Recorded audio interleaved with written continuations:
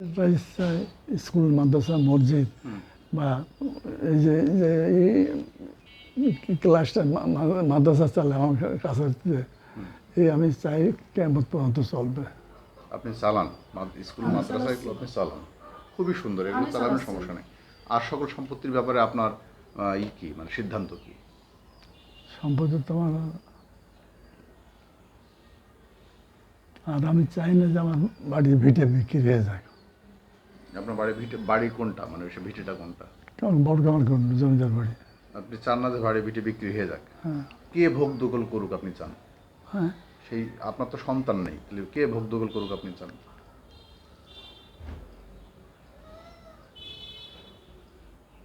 আপনি মনের কথা বলেন, সমস্যা নেই। আপনার মনে যেটা চাই সেটা আপনি বলেন। আমি চাই না বাড়ির ভিটে বিক্রি হয়ে যায়। হ্যাঁ, এটা আপনি চান যে আপনার বাড়ির ভিটে যেন বিক্রি না হয়, কিন্তু সেখানে কে থাকবে আগামীতে? এখন একজন হাফেজ থাকে, ওই ঠিক আছে। আপনার স্ত্রী নাসরিন কাজল একজন হাফেজকে রেখেছে, তাই তো? কিন্তু আগামী দিনে ধরেন যে আপনি আল্লাহ না করুক মৃত্যুবরণ করলেন, তখন কে থাকবে? তখন ওই সম্পত্তিটা কে ভোগ দখল করবে?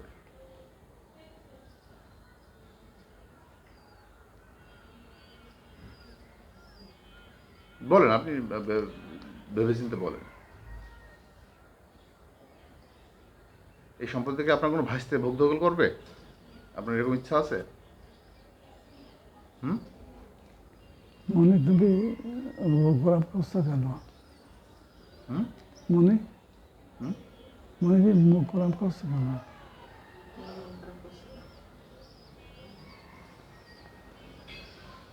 না মানে কে আপনার ভাতিজা ভোগ দখল করবে?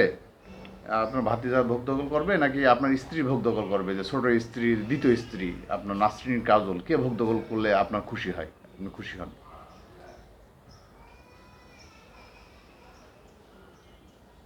আপনি বলে দেন, সময় নিয়ে না, আমাদের রেকর্ড চলছে, আপনি বলেন। এদিকে তাকায় বলেন, এদিকে তাকান। আপনি চান যে আপনার ভিটে মাটি যেন বিক্রয় না হয়, তাই তো? পানি খান তো। তা কে ভোগ দখল করলে মানে আপনার জন্য ভালো হয়?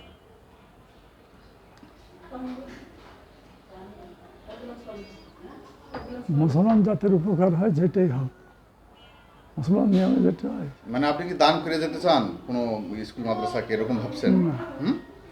স্কুল মাদ্রাসা তো আপনি মানে স্কুল মাদ্রাসা বা কোনো মানে কাউকে দান করে যেতে চান, নাকি ভাস্তেদের দিতে চান, নাকি আপনার যে ছোট স্ত্রী সে ভোগ দখল করুক, কি চান এটা আপনি বলে দেন।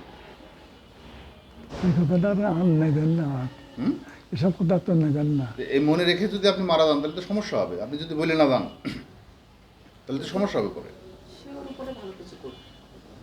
কাজও কাজও বিক্রি করার দরকার, কাজও ও মানে আপনি চান যে আপনার ছোট স্ত্রী যেন বিক্রি না করে, সে যেন ভোগ দখল করে। এটা চান?